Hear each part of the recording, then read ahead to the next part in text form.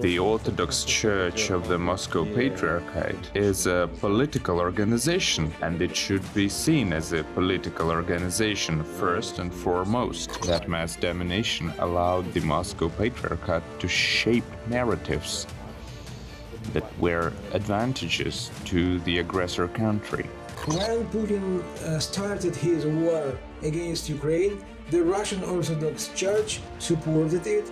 At the same time, the same did the Ukrainian Orthodox Church of Moscow Patriarchate. Hello and welcome to Ukraine in Flames, a special project by Ukraine Media Center and NGO Euro-Atlantic Course, and I'm your host, Myroslava Yaremky. Russian passports in the documents of the church leadership, hero of the Russian Federation for the seizure of Crimea certificates, methods of how to behave after a full-scale Russian invasion of Ukraine. This is only a part of what, according to the reports of the Secret Service of Ukraine, was found by counterintelligence in the churches and monasteries of the Ukrainian Orthodox Church of the Moscow Patriarchate.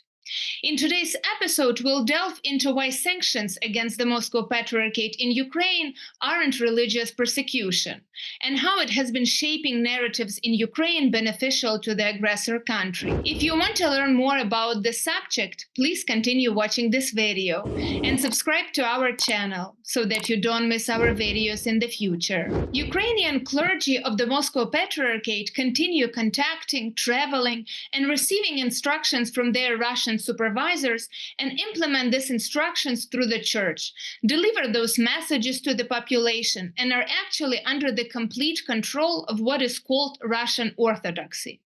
Please welcome Ukrainian journalist and writer Yuriy Lukanov as he sheds some light on the history of the Russian Orthodox Church and its transformation into agents of political hostile influence. When communists took power in the former Russian Empire, they created a new state, communist state, the Soviet Union. Officially, ideology of the Soviet Union was communist, as I said, and communists believed that religious and churches were enemy of the state.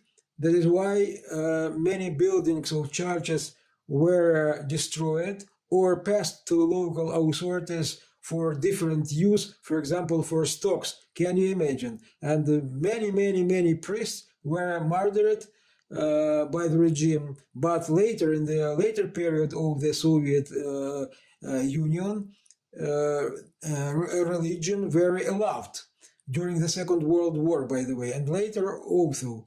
And they had an opportunity to serve, but at the same time, many priests were agents of KGB. KGB was a political police in the Soviet Union.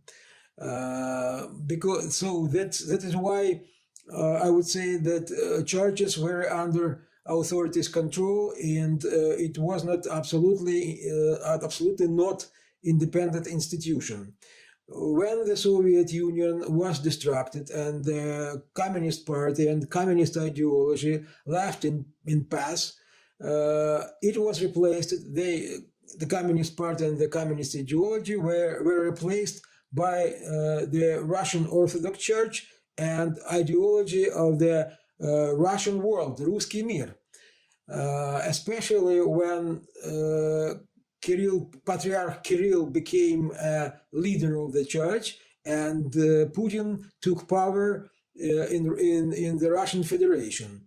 Putin used it as a tool for aggressive policy of which he provided over the not just Russian Federation, also for influence to other countries which in past were part of the Soviet Union, especially in Ukraine.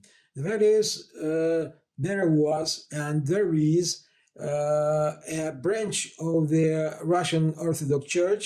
It's titled Ukrainian Church of Moscow Patriarchate. When Putin started his war against Ukraine, the Russian Orthodox Church supported it. At the same time, the same did the Ukrainian Orthodox Church of Moscow Patriarchate. They support an idea of modern Ukrainian people, modern Ukrainian nation, and not just ideologically. I know many cases when priests of the so-called Ukrainian Orthodox Church of Moscow Patriarchate invited Russian soldiers to live in buildings of their churches, or suggested them to keep their weapons. So churches transferred into stock of Russian weapons. 78% of Ukrainians believe that the state should somehow intervene in the activities of the Ukrainian Orthodox Church of the Moscow Patriarchate. Among them, 54% believe that this religious institution should be completely banned in Ukraine. Why should there be only Ukrainian Orthodox Church in Ukraine? Let's hear what Ukrainian writer, publicist, and translator Andriy Bondar has to say. All possible sanctions that the Ukrainian state has been imposing on the organization called the Ukrainian Orthodox Church of the Moscow Patriarchate cannot be considered religious persecution or an encroachment on such issues as freedom of religion or freedom of human conscience for one simple reason. The Ukrainian Orthodox Church of the Moscow Patriarchate in Ukraine is not a church that is recognized by the ecumenical patriarch, the one who is the last interpreter of church canons and the one who determines life in the Orthodox world. Life in the Orthodox world is determined in such a way that Orthodox countries receive from the Mother Church. And for Ukrainians, the Mother Church is precisely the Greek Church, or rather the Ecumenical Patriarch of Constantinople. That is the name of the city that bestows grace. This grace lies in the fact that we, as an Orthodox nation and as an Orthodox country, received Tomos in 2018, which means that in Ukraine, the only possible Orthodox Church is the Ukrainian one. That is the one that received Tomos from Patriarch Bartholomew. That is the presence of two metropolitans of Kiev is nonsense.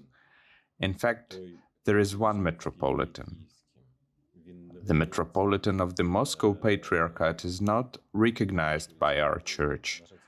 Our church is the one that establishes a simple rule and its orthodox canons here. Just as there cannot be Ukrainian Orthodox churches in Poland, in the Czech Republic, or Finland, there cannot be Ukrainian or Russian Orthodox churches there. In the same way, there cannot be any churches in Ukraine except Ukrainian ones. Therefore, the issue of conscience, religious conscience, and religion has nothing to do with this.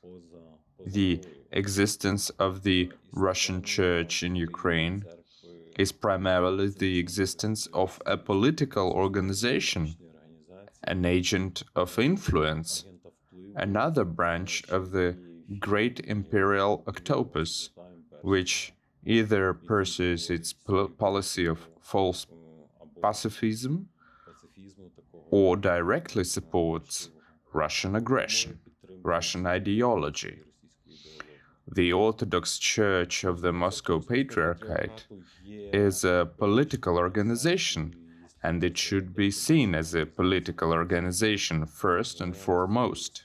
An Ukrainian Orthodox believer does not need a Russian church if he has his own Ukrainian church. His conscience must find a way exactly to this church, the Orthodox Church of Ukraine. Head of of the Security Service of Ukraine, Vasyl Maluk, says that they understand all possible threats of hostile influence in the activities of the Ukrainian Orthodox Church of the Moscow Patriarchate. Therefore, they continue working in this direction. He stated that in the last 6 months, the Security Service of Ukraine has opened 23 criminal proceedings against members of the Moscow Patriarchate, with 33 churchmen as suspects. From classic agents of influence gathering in-depth confidential information to enemy informants and fire adjusters. More on agents of Moscow's political and religious influence in Ukraine, please welcome public activist Ihor Stokoz. The Russian Orthodox Church and its Ukrainian branch, UOC MP, are perhaps the most powerful force of political influence in Ukraine. It so happens that believers, most of all, especially the part of the population living outside big cities, still trust the church, its priest. And it is through the priests of the Russian Patriarchate that influence is exerted on the consciousness of Ukrainian believers. It happened historically that in some Ukrainian regions the UOC MP was dominant and had no alternative in the form of the UGCC or other denominations.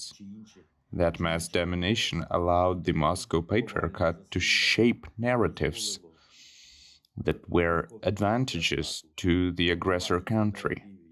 It's worth noting that in 2014, Patriarch Kirill blessed the Holy War and the occupation of part of the Ukrainian territory was called the Christian Campaign of Orthodoxy.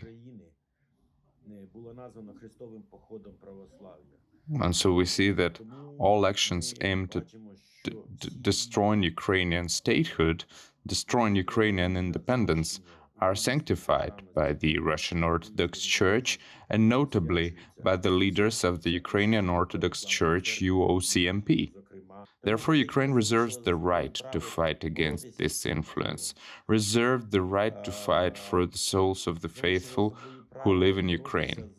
This struggle especially intensified after, in 2018, Ukraine received Thomas from His Holiness Bartholomew, gained independence and autocephaly, and began to build its own church, which is the cornerstone of the postulate that allows us to resist external aggression today. It is army, language, faith, one of the pillars of Ukrainian statehood. Why is this not persecution for religious preferences or religious views? I must note that I had personal experience in 2014, and I do believe that it was from religious institutions that Russia began its aggression in the now temporarily occupied Donbass in 2014. For example, in Svetohirsk monastery hid weapons and hid Girkin and a number of other Russian terrorists who in the first days of 2014, when Russia seized Crimea, began their subversive activities, in particular in Slavyansk, when representatives of the Protestant churches were killed in the early days, when people who disagreed with the Russian Patriarchate were killed. That's why Ukraine is doing everything possible to protect itself and its population from the negative influence and activities of the Russian Orthodox Church in Ukraine, which it has been carrying out regardless of anything. You've been watching a special project by Ukraine Media Center and Euro-Atlantic course dedicated to the Russian-Ukrainian war, Ukraine in Flames. In the description under this video, you can find information on how you can help Ukraine fight Russian aggression. If you find our work useful, please like and share this video. Slava Ukraini!